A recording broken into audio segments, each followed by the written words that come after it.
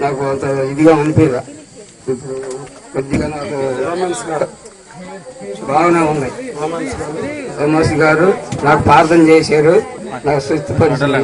మీ అందరికీ వందనాలు.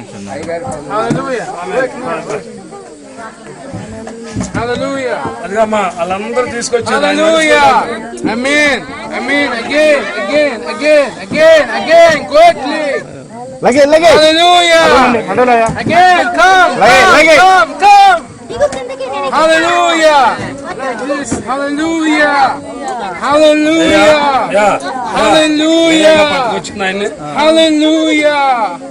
నడుతున్నాడు ఇప్పుడు ఆయన చక్కగా.